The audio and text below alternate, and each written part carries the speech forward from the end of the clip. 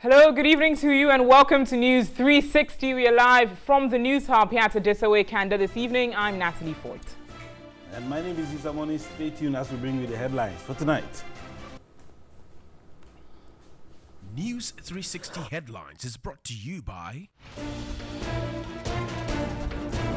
Residents of Wejak, Bawe and adjoining communities terrified following warnings of imminent earthquake.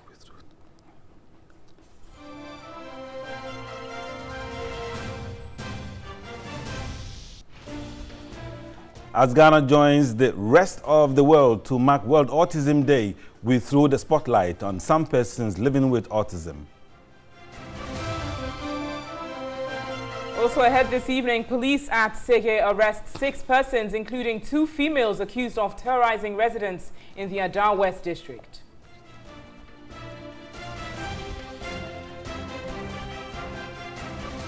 And on the foreign front, South African anti-apartheid campaigner Winnie Mandela dies at age 81.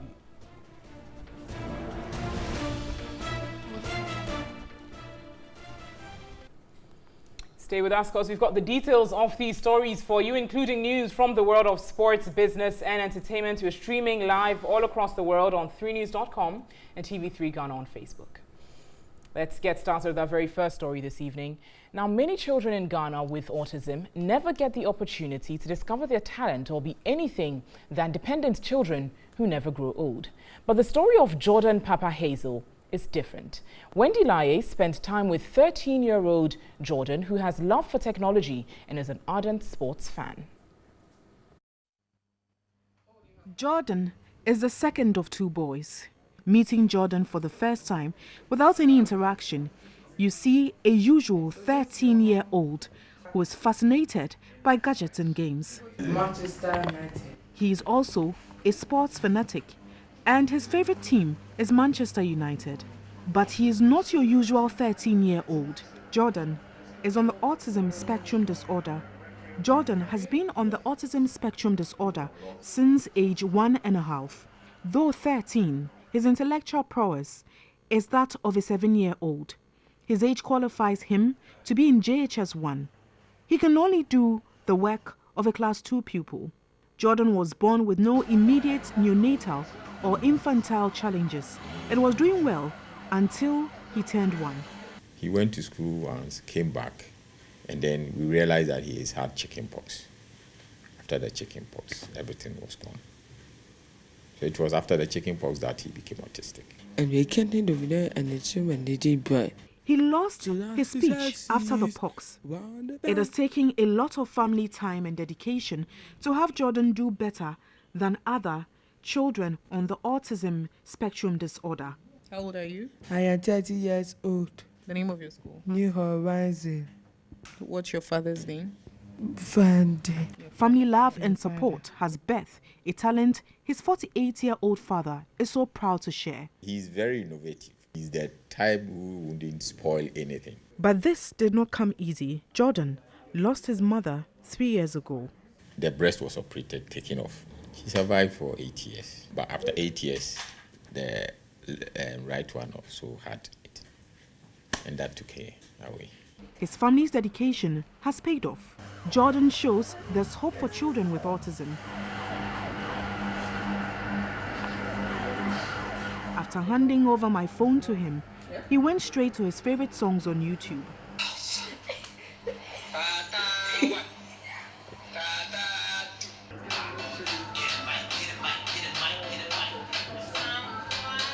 It took a little convincing to get it back. Jordan, I want to make a phone call. Good boy. Jordan loves to read and spells as well. A-P-P-L-E. Apples. Great. I asked his father, a chartered accountant, what he prays for Jordan to be in future. My little sister, who is in the US, is just preparing to come and pick him up and then continue with the electronic part. But for me, yes, that's his fault. So I don't think we will have to force him to go anywhere. His older brother, who's almost 15, Joel Hazel, says he loves his younger brother like any sibling would. Though Jordan is on the autism spectrum disorder and has intellectual disability, he shows much promise. The Sustainable Development Goals 4, 8, 10, 11, and 17 challenges all countries to provide equal opportunities for persons with disability. But will we achieve these goals knowing how the Ghanaian society regards persons with disability? Wendy Lai, TV3. And let's talk about autism. And that was a talk about autism. Let's move to some other stories tonight. 13 years ago, Yoku Adenche was diagnosed with autistic spectrum disorder. For years, his parents lived in self-denial, praying and hoping for a divine intervention. Eventually, his mother had to give up a lucrative job to take care of him. As Ghana joins the rest of the world to mark World Autism Day, Jocelyn Wood spent some time with Yoku and has come through with this report. The birth of a child marks a new chapter in one's life and brings much excitement to the parents. Such was Mr. and Mrs. Adenchi's experience 15 years ago. But little did they know, their joy would be cut short with a life-changing experience. At age 2, Yoku was non-verbal. That was when they started seeking medical assistance. After moving from one pediatrician to the other, he was diagnosed with autistic spectrum disorder, a neurological disorder that makes it difficult to interact or communicate with others. I was in complete denial. I wouldn't agree that because I knew about autism or I had seen somebody living with autism. And so I was not ready to accept that. According to them, raising an autistic child has been financially, mentally, and emotionally demanding. Tough, tiring. It's a whole challenge, trying to unearth whatever talent he has. The facilities are not there. And they also entreated parents with special needs children not to hide for fear of stigmatization, but to seek support. Some get better, some grow to do certain things for themselves and they become a little bit more independent. But hey, it is taxing. The Autism Ambassadors of Ghana are optimistic the introduction of the Autism app, which provides a picture exchange communication system, an awareness platform to learn more about the disease, would promote education about autism. Is in line with the UN Sustainable Development Goal number 3, that is good health and well-being, number 4, which is quality education, and number 10, that is reduced inequalities. Yoku's parents, Mr. and Mrs. Adenchi, want government to assist the few autistic centers in the country with resources to provide guidance and training for persons living with the condition. Certainly more support is needed for persons living with autism. But let's turn to some other top stories this evening as residents of Weja, Bawe and adjoining communities are terrified following warnings that an earth tremor, which hit the communities 2 weeks ago, is a sign of an imminent earthquake. Whilst the Ghana Geological Survey Authority is busy analyzing data, some residents are considering relocating from the affected communities. On March 24, 3 earth tremors hit part of Weja, Bawe, McCarthy Hill and the Nyenano enclave. The first 2 happened at 3:09 a.m., followed by another at 3:41 a.m., with the third occurring at 11:31 a.m. the same day. Following the earth tremors, the Ghana Geological Survey Authority, GGSA, has warned the fault zones are still active and it is possible that an earthquake could occur at any time. The mountainous areas are said to be prone to earthquakes. 38-year-old Enima Esiama lives on the peak of the Weja mountain. We were watching television and I felt the earth shook. So I told my children, but they didn't believe me until a certain man came here to confirm. I hear the area is prone to earthquakes, so I will leave one day. Around midnight, I was asleep when I heard a very heavy thud. as if something heavy, a heavy metal has been dropped. And I wasn't sure. I wasn't sure it was an earth tremor, but it happened for the second time, and I heard the windows shaking and the roof, and I noticed it was an earth tremor. Last 2 weeks' earth tremor could not be the first time residents are experiencing this. Esther Deku, a resident, said they have been warned on what to do immediately an earthquake struck. People know why you're earthquake in a seasana, assassin united me.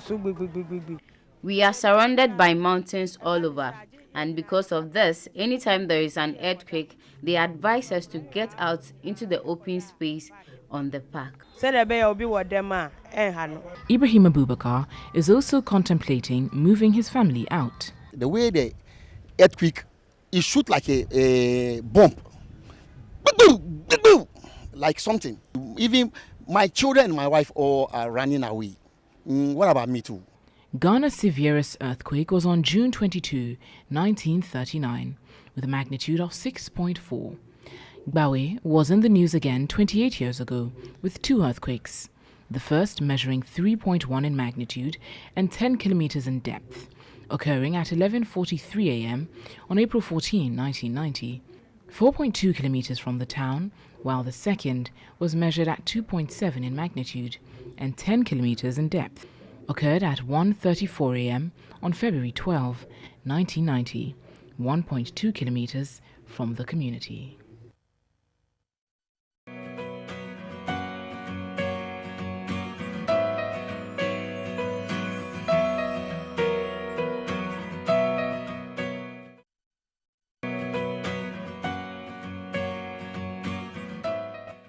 Right, now let's turn away and move to this big story which broke in the latter part of the day today. We have learned that South African anti-apartheid campaigner Winnie Mandela has died at age 81. Winnie Mandela was the former wife of South Africa's first black president, Nelson Mandela. Mrs. Mandela was born in 1936 in the Eastern Cape, then known as Transkei. She was a trained social worker when she met her future husband, Nelson Mandela, in the 1950s. They were married for a total of 38 years, although for almost 3 decades of that time, they were separated due to Mr. Mandela's imprisonment. Her marriage to Mandela began to fall apart in the years after he was released from prison in 1990. The couple divorced in 1996, nearly 4 decades after they were married. They had 2 children together. Despite their separation, she kept his surname and maintained ties with him. Family spokesperson Victor Dlamini said in a statement, Winnie Mandela died after a long illness for which she had been in and out of hospital since the start of the year. Retired Archbishop and Nobel laureate Desmond Tutu praised her as a defining symbol of the struggle against apartheid. President Cyril Ramaphosa said with the departure of Mama Winnie, South Africa has lost one of the very few who are left of its stalwarts and icons. He added, Winnie was one of those who will tell the ANC exactly what is wrong and right, saying she will be missed. Now on the phone from South Africa is South Africa's High Commissioner to Ghana and currently in South Africa. Good evening, Madam, and thanks for your time, if you can hear us. Good evening, sir, and good evening to the listeners. Right, this is a shocking news, which has thrown the rest of Africa into some mourning. So how did you receive the news? Yes, it was shocking, unexpected, untimely. You know, last month she was on the campaign as we are going to elections next year. She was on the campaign raising awareness, educating people to go and register to vote because a vote is your right. And yesterday, only yesterday, she was in church, as according to her bishop of the Methodist Church here in South Africa. She was active in the church as well, not only in community and in the struggle. So she took all of us by surprise. We are shocked. Now, we understand moments ago people gathered in front of her house in South Africa. How will you describe the scene there, and how is the whole South Africa receiving the news? You know, Mama Winnie was our African heroine, the icon of our struggle, the lioness of the struggle against apartheid in South Africa.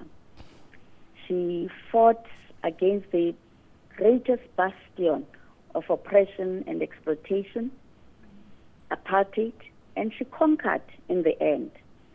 So people were there, they were sad. It was an untimely death. We did not expect her to go at this time. But at the end of the day, we were celebrating a great life, a life well lived. Yeah, you know, Winnie Mandela lived in a time in the political atmosphere in South Africa. I mean, definitely will come with so many controversies. But how would you describe Winnie Mandela's impact on South African politics? I think she played an important role in the struggle against apartheid.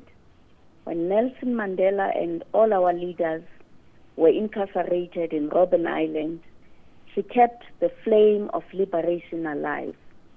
She kept the name of Nelson Mandela, the ANC, alive in South Africa. She also ensured that she mobilized and educated young people about the struggle and why we all had to fight for freedom. So today people are remembering her commitment. She was not only an icon, you remember she was trained as a social worker.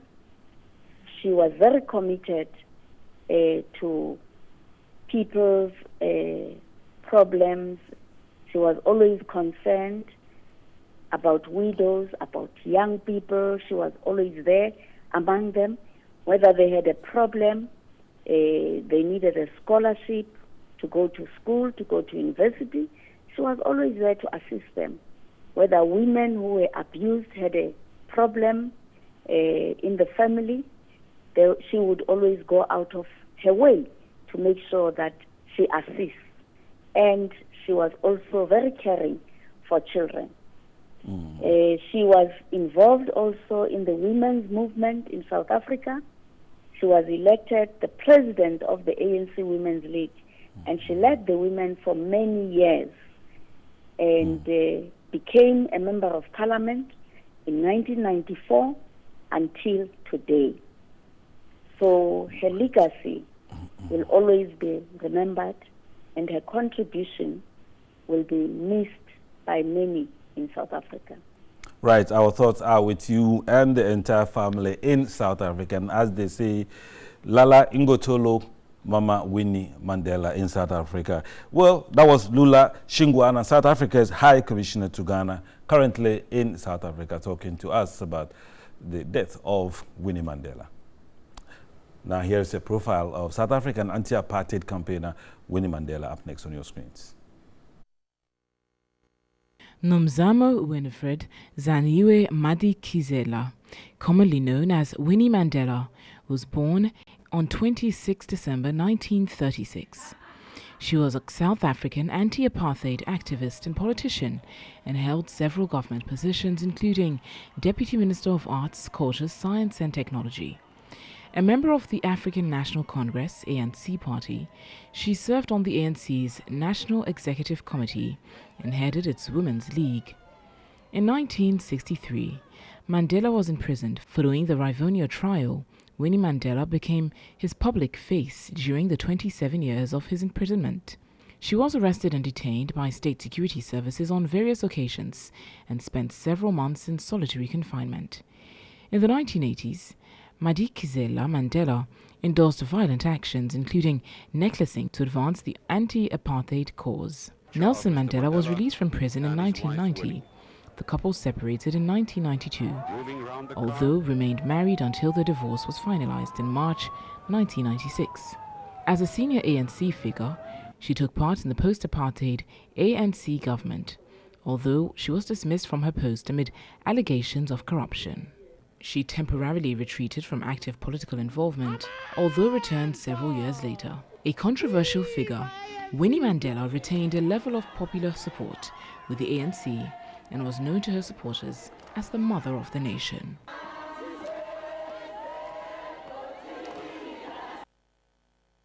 Our impact would certainly live on across Africa. But let's now turn to our MTN Visual reports this evening as Abdul Fatawa reports on the current state of the Funsi Dam.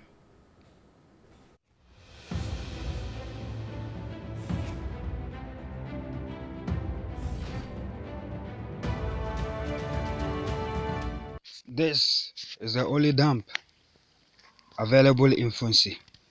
It dries up every dry season and only have water in the rainy season.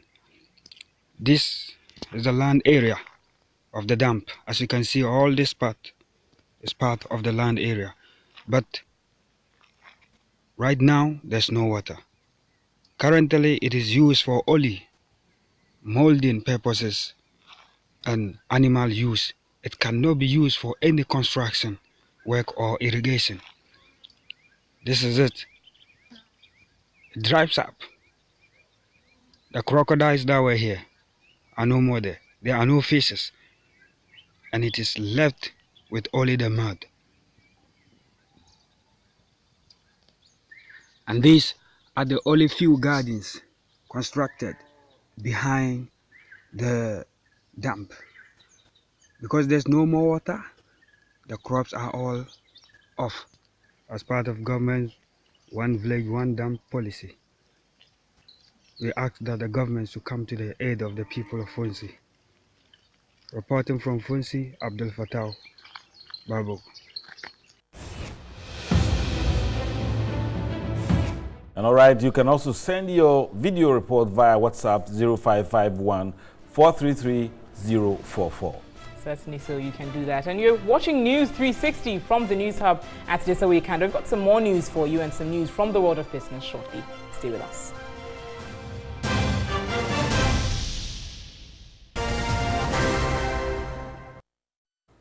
Welcome back to News 360. Time now for us to delve into some news from the world of business. Now, Vice President of tech firm Comscope, Femi Oshiga, has admonished governments to introduce and abide by timeliness if it wants to fully rake in the benefits of digitizing the economy.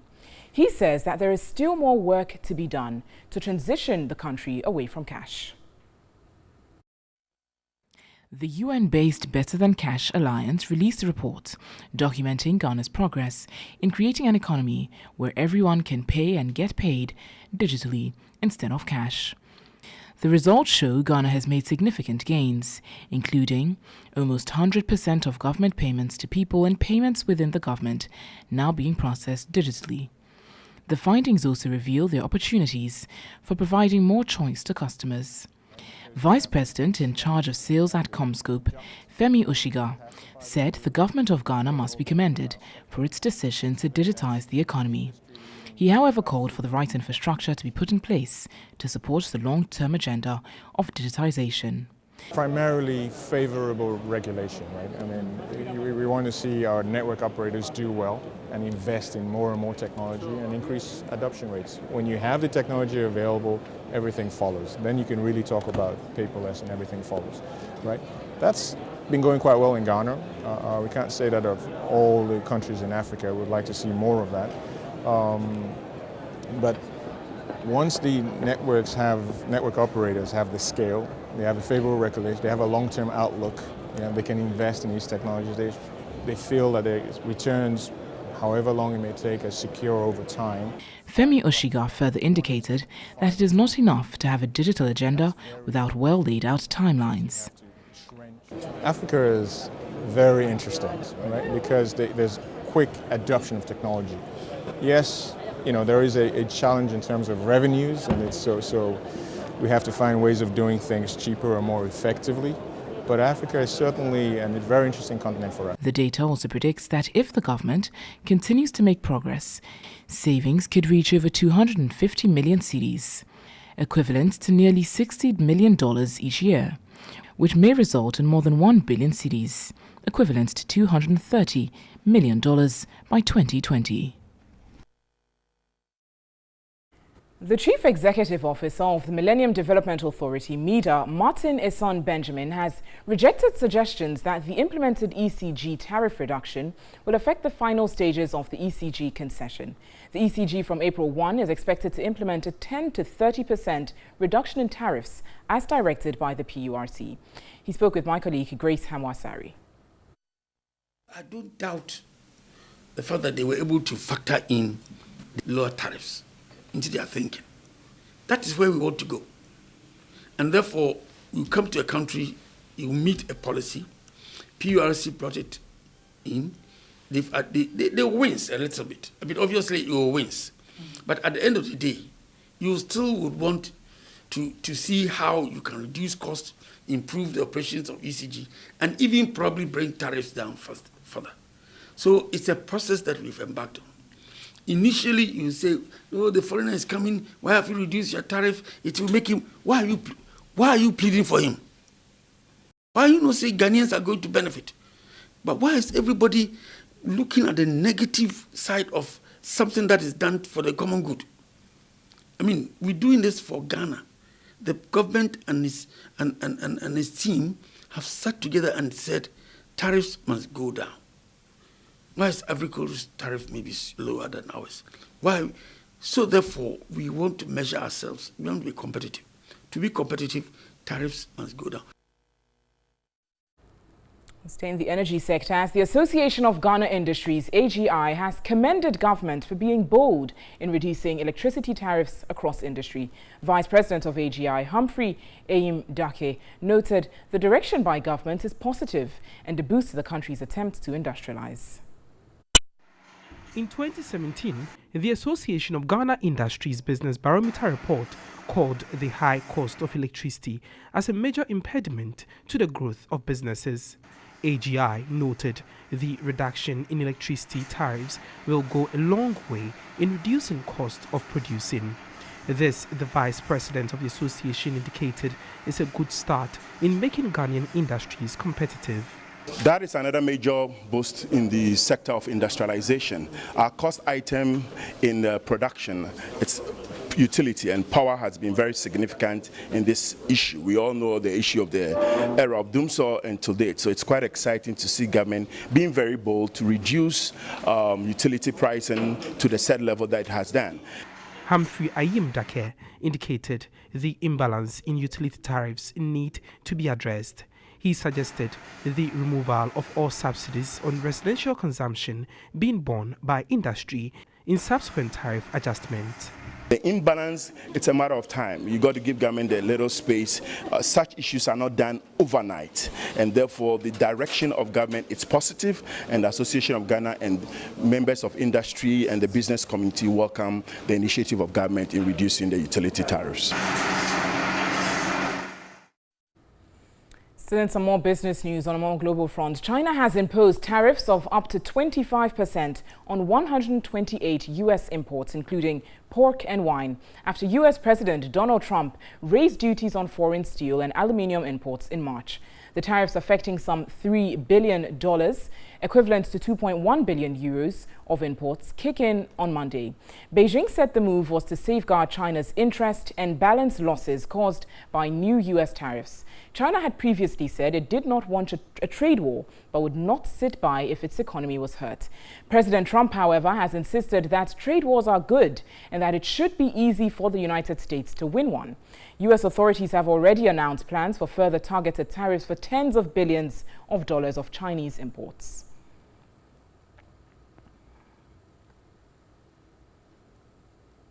Well, you can visit our website. It's 3news.com for some more business news. On to you, Isa.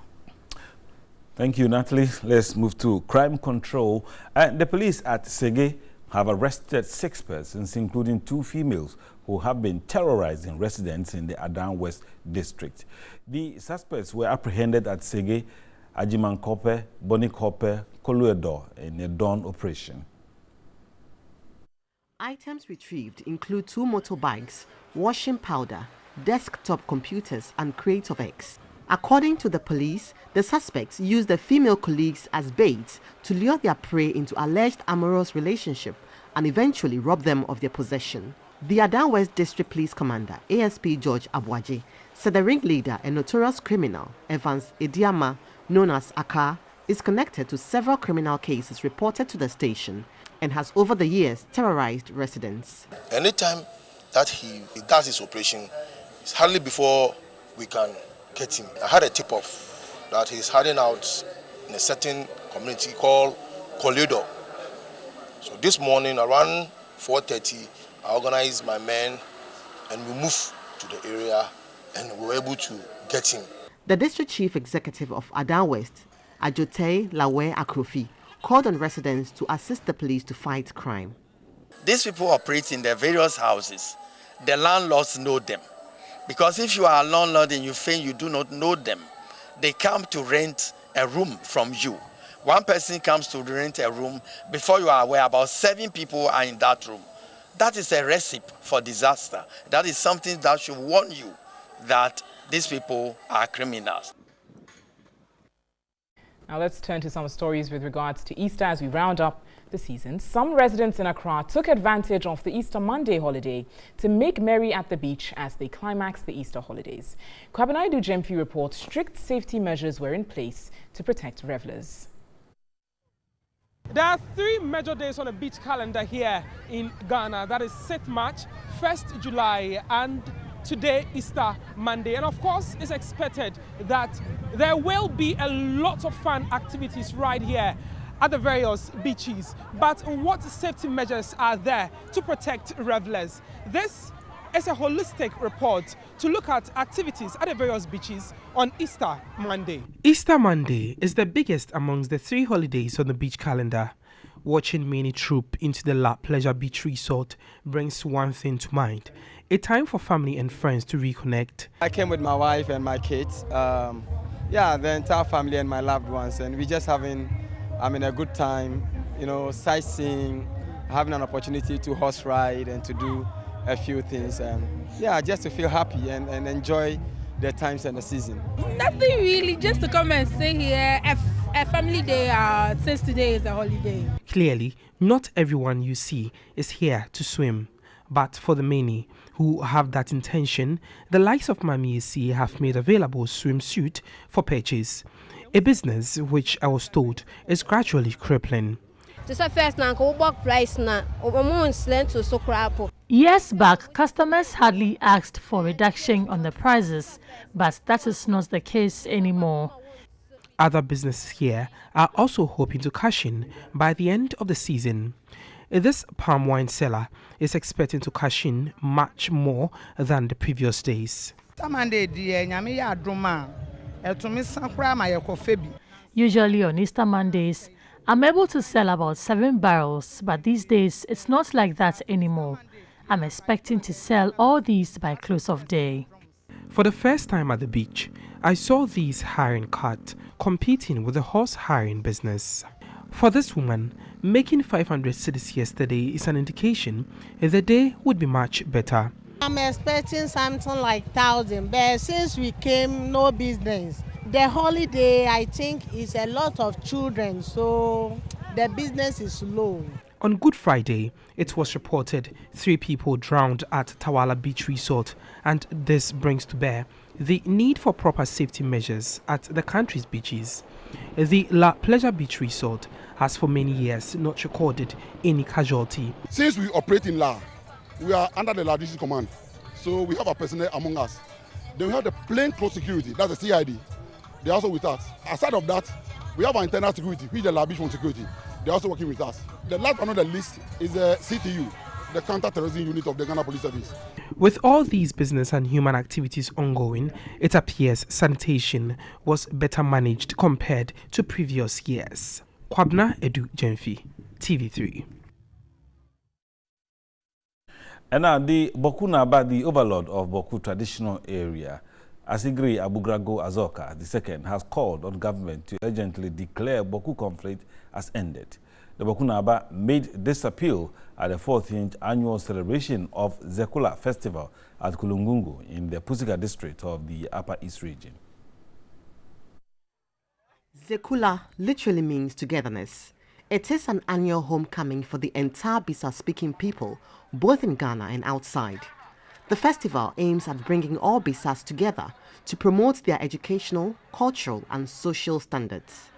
Bisa people are mainly farmers who cultivate large quantities of granules. Their produce form about 70% of Ghana's granite exports. In a speech read by a spokesman on behalf of the Bokunaba, he congratulated the Bisa community in the Upper East region for promoting peace and harmony in their traditional area. The current peace appears to be holding thanks to the vigilance of the security services and the understanding of our people that violence cannot be used to achieve parochial interests. Violence breeds more violence and spreads unnecessary hatred rather than love among our people. Information Minister Dr. Mustafa Abdul Hamid, who is also a son of the region in Bisa, assured the people of government's preparedness to support them in all their endeavors, especially in education.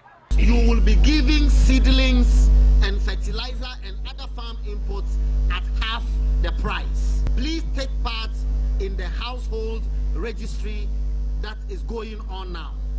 We need to register people. It is not for any purpose, but to identify who are the poorest and vulnerable people within our communities, so that if there is any... Right, you're watching News 360, and that's the Bisa Festival. Maybe next season I'm going to be there to eat a lot of grammars. They love grammars I would love to be there. I love the pieces and all the onion. All right, if you're watching News 360, we will return shortly.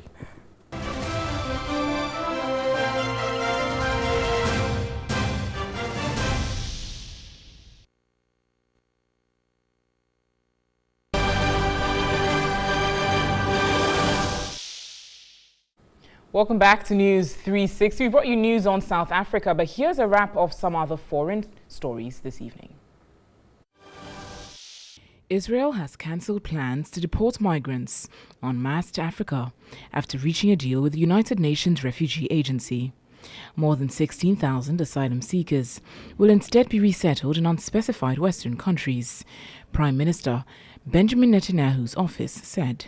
The rest, about 18,000 people, according to Israeli media, will be given permanent residency in Israel. Israel's Supreme Court had blocked deportations meant to begin on Sunday. The plan to send the migrants to African countries, reported to be Uganda and Rwanda, was condemned by Israeli activists and sparked protest. The new plan will be implemented over a 5-year period. Israel has said it considers the majority of African asylum seekers affected by the policy to be economic migrants. Ethiopia's new Prime Minister, Abiy Ahmed, has pledged his readiness to resolve disputes with neighbor Eritrea. Speaking on state television after his swearing-in ceremony, Abiy called for an end to years of misunderstandings.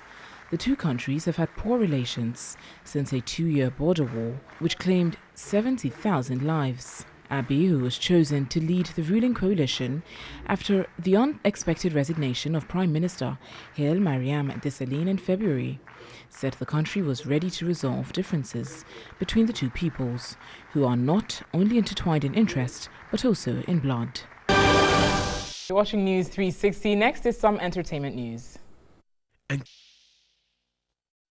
All right, entertainment tonight, the Easter Monday was marked with picnic and other forms of merrymaking. Now, beyond the beach space, parks and gardens hosted many revelers who kept themselves busy engaging in pleasurable activities. Here's a report by Osuwarai.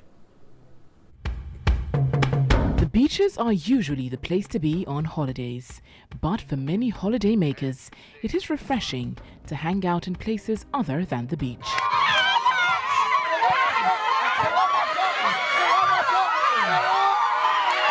It was a golden moment as neighbors, families and churches engaged in fun activities. This is a special day for outing, and talking about Easter Monday, a lot of holiday makers troop to the beach to have fun. But beyond the beach space, a lot of fun activities happen. And so we are at Elwak, and we are being told that they'll be having the tug of peace right about now. So let's join them and see which side wins. Weight really counts in a tug of peace contest. The big mamas stood alert, ready, set, go.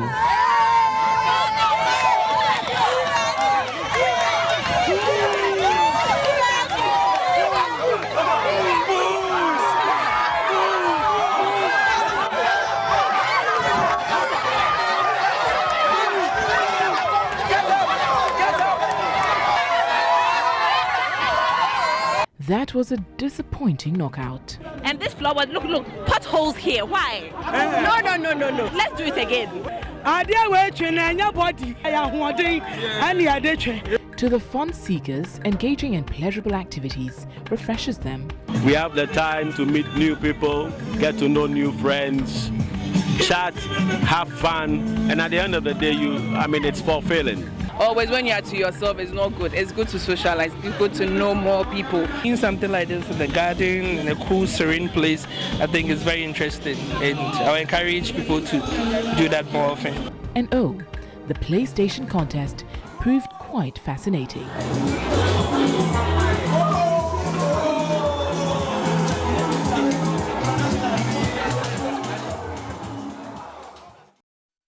Well, now let's look at the big stories again. You like that? He did. He had a lot of fun at Usuarai, winning the challenge. Just wonder if you could have taken the penalty shoot. Would you have scored?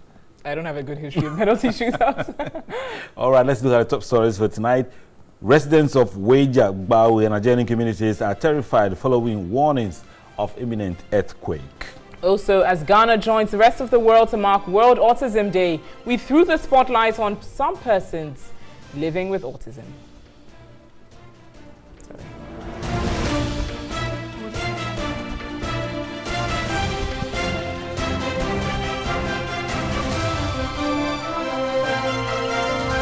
And police at Sege have arrested 6 persons, including 2 females, accused of terrorizing residents in the Adan West District. And on the foreign front, South African anti-apartheid campaigner Winnie Mandela has died at age 81.